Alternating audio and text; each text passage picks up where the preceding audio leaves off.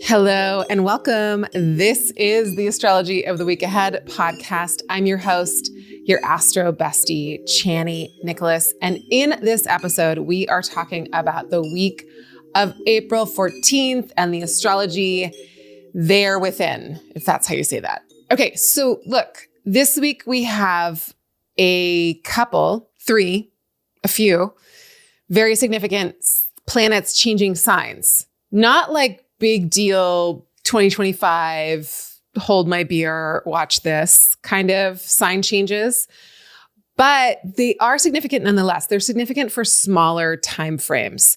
The first thing we've got on the docket is the fact that Mercury is moving back into Aries.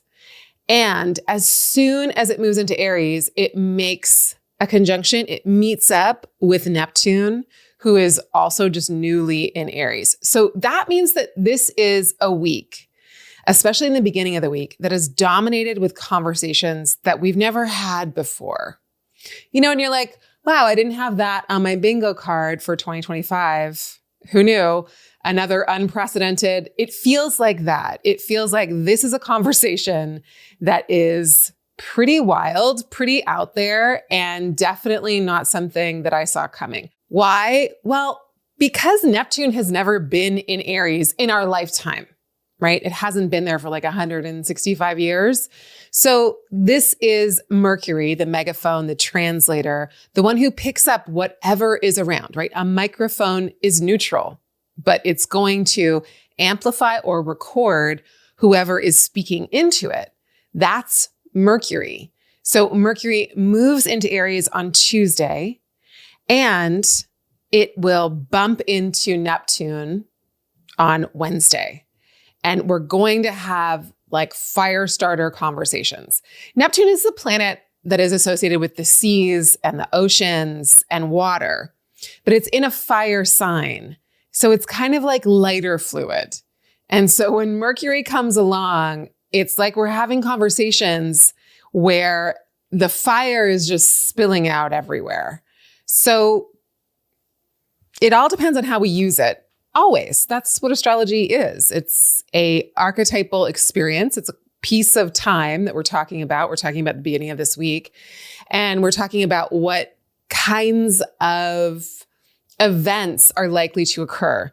So it's more than likely that we're having conversations that are igniting something and also possibly spreading like lighter fluid that we didn't mean to go everywhere. So we've got to be somewhat conscientious. I don't even know if you've got to be careful. I don't know. It's up to you, right? Like, I think that on the world stage, we'll be having some very wild conversations where something is catching and going, kind of like a trail of lighter fluid that you didn't know was there until something got sparked. And then all of a sudden you're like, whoa, that went fast.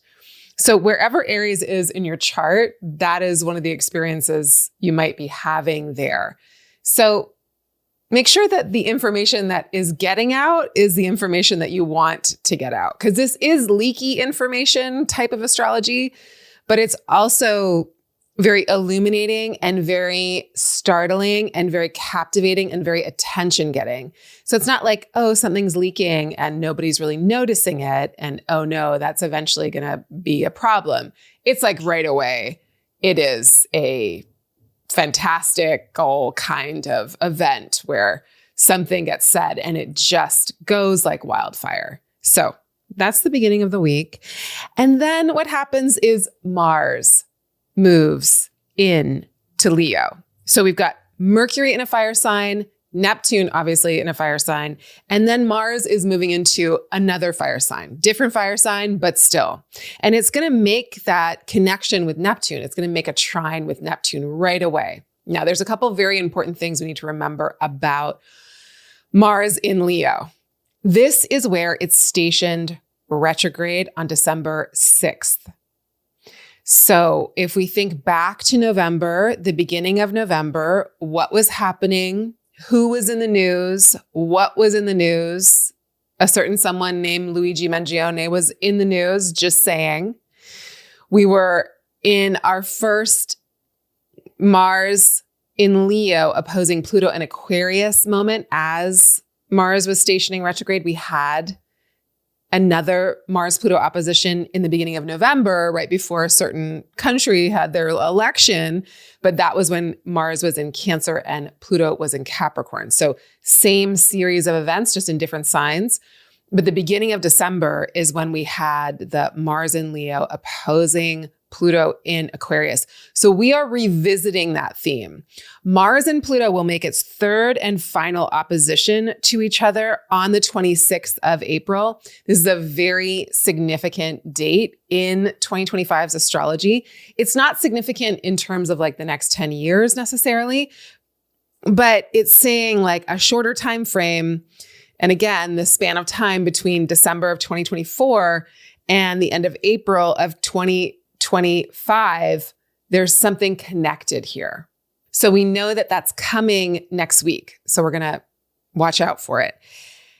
And before we get there, I don't want to jump too far ahead because these are small steps, but they're really important ones. Before we get there, so Mars enters Leo on the 17th of April. It immediately makes a trine with Neptune because Neptune just moved into Aries, and planets only make a trine or a harmonious aspect when they're in the same element. So Mars is in a fire sign, Neptune's in a fire sign, and these two line up for us to get inspired to take action towards our ideal, to take action towards the fantasy, to make our dreams come true through the taking of action. Dreams do not come true unless we move towards them. And Mars is a planet that teaches us how to move, and it's finally out of Cancer. It has been in sticky, tricky, emotionally confusing, and feeling like all of our security systems are being attacked, Cancer, since January. Since January 6th, Mars has been in Cancer all the way until now, until the 17th of April. That is a long time for Mars to be in one of the hardest signs it can be in. So now that it moves into Leo on the 17th of April, it is a much faster pace that we're moving into. And when it makes this trine with Neptune, it is again like that feeling of things catching fire in a good way, I think, in a way that's like, whoa, we can really move with our inspiration and we can really move into action. And this is the way we can go. And this is how we can fight for the things that we believe in. Remember, Mars rules Aries. So whatever is in Aries needs to have a relationship with Mars. So this is a good setup. This is a kind of like healthy setup, if you will. And it's a setup that encourages us to do the things that also will feed our inspiration and create more inspiration, like a good dopamine hit or a good way to get dopamine to inspire us to do the next thing that will also help us feel good, that is also good for us personally. But yes, collectively, this is a moment where we might feel like a swell of a fighting spirit that also has within it a tremendous amount of compassion, because it is. Neptune and Neptune in Aries is definitely about moving towards, fighting for, and being really fierce when it comes to our ideals and how we go about manifesting them.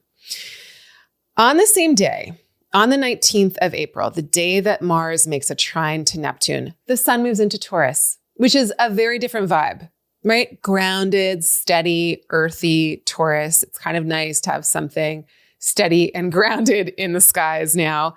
And also, by Sunday, the 20th of April, the sun and Mars make a square, because there's this setup in the sky that says, well, all fixed signs are either squaring each other or opposing each other.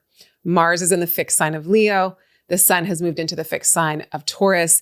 And now we're in some kind of sensation that feels aggravating. It feels annoying. It feels a little edgy, and it feels a little grating. And it spurs us into action, but through discomfort.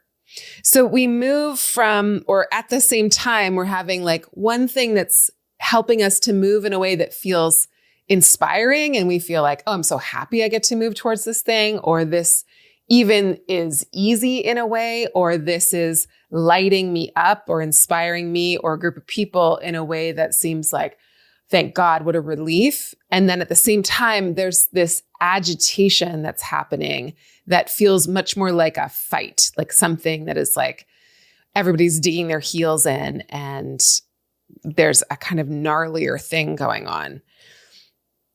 Now, once we get into Sunday, once Mars makes that trine to Neptune, once we have that bout of inspired action, Mars then goes on to make that opposition to Pluto. So I just want to mention that by the time we get into Sunday, the 20th of April, and all the way through to Saturday, the 26th, but really like a little while after that, there is this tension and this friction in the air. And it's pretty hefty.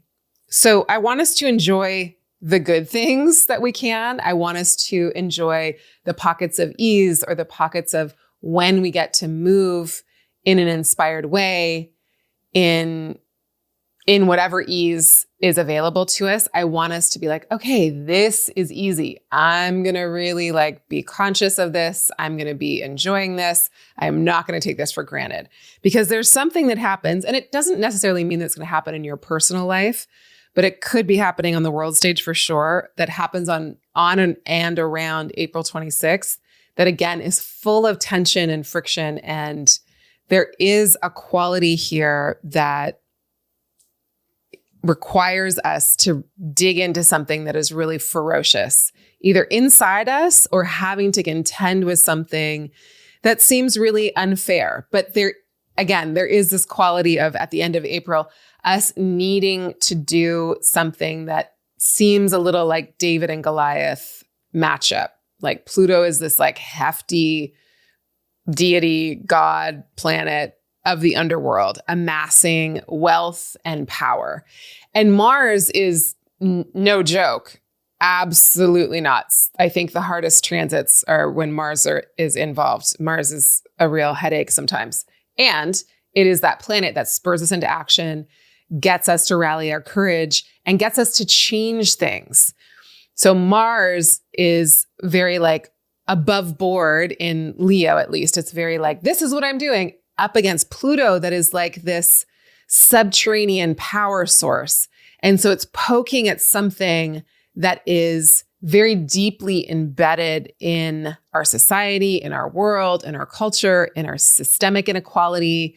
And I just think that there's going to be another round of conversations about class consciousness and the need for it, amongst all the other things that we obviously need to be conscious of. But an event or something that happens at the end of April that's going to bring that up again. Like, hey, all of these systems are set up so that we fail and we are left floundering, that we actually suffer. There are so many systems set up in the world that are there to make bank, and that bank on our suffering. That is real. That is where we are in time and space. That is not any kind of like doomsdaying anything. That's just reality. And when astrology like this comes around, it pokes at that.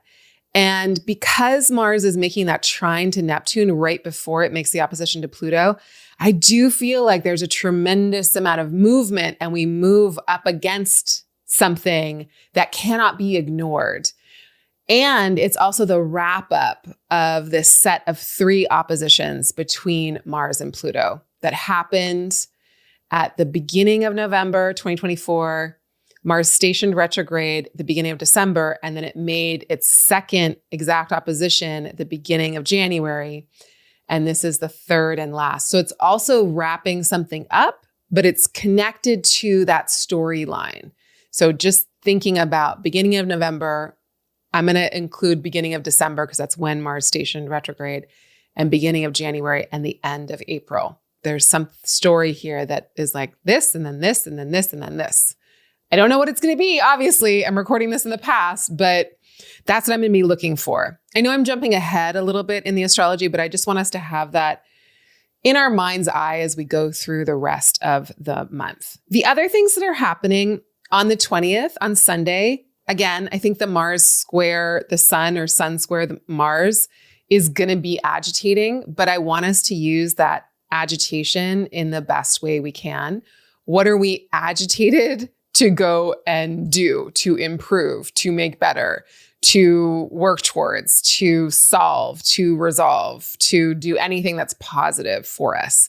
Because those squares can really be so important in terms of us being able to take action.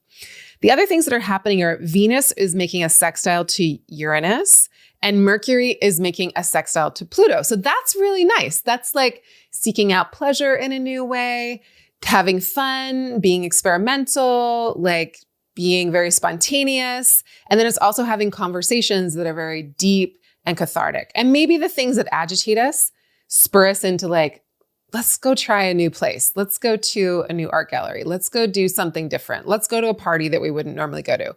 Or let's have this conversation that I'm usually afraid to have, but I'm so agitated, I've got to have it. So again, the agitation isn't bad, but it can overwhelm the system when we just stay agitated. What is the agitation saying to us at the end of the week? And what does it want us to do so that we can vent or let off some steam or process or have fun in a way that's like, okay, I just actually needed to like move the creative energy. I needed to move the stuck energy through in a different kind of way.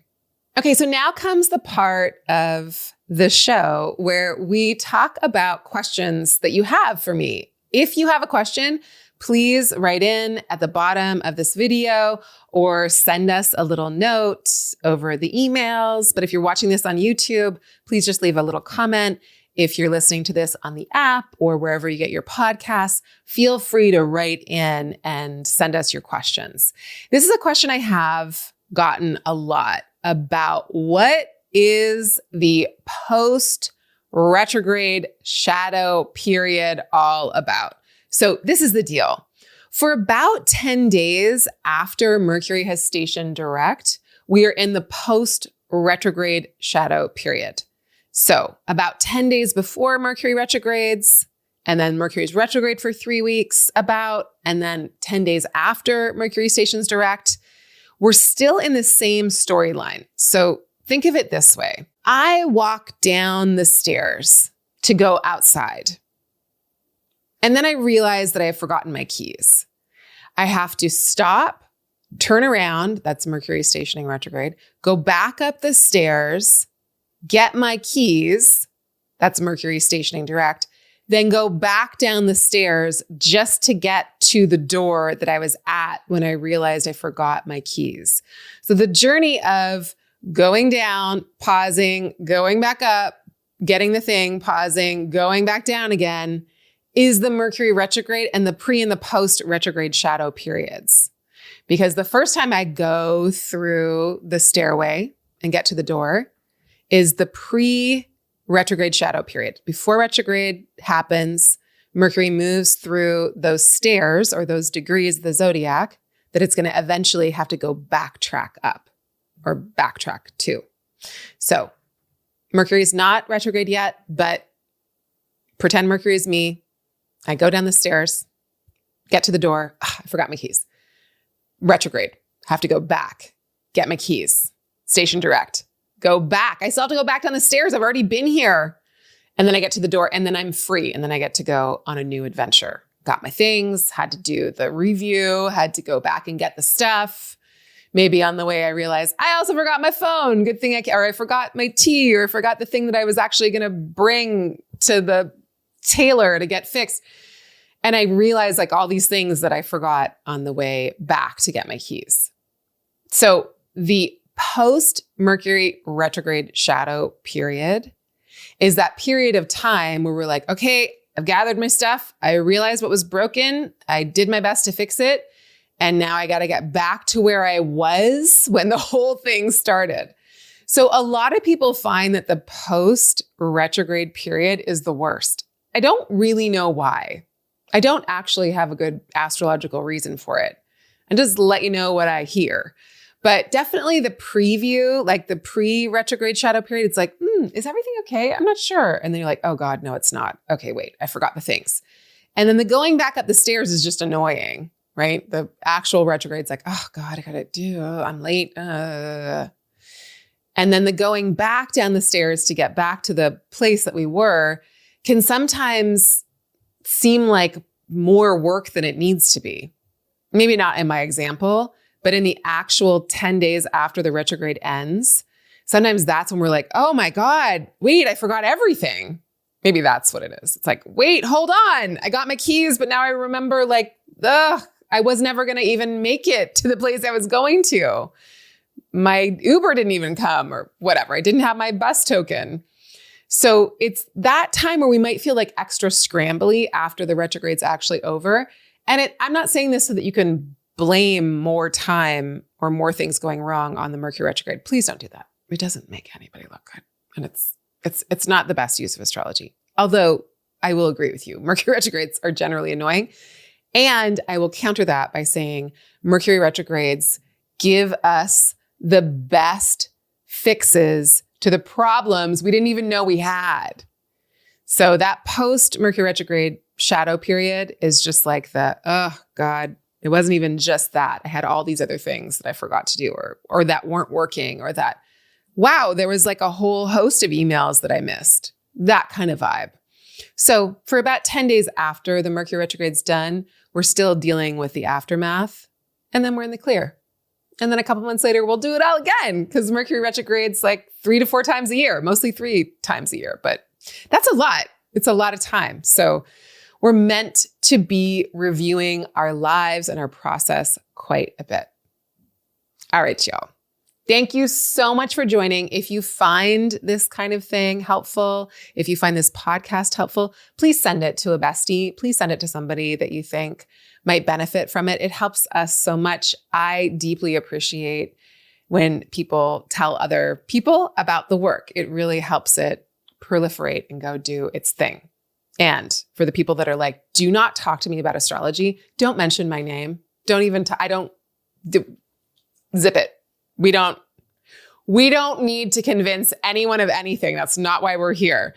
But I deeply appreciate you. So thank you for joining every week or whenever you come by.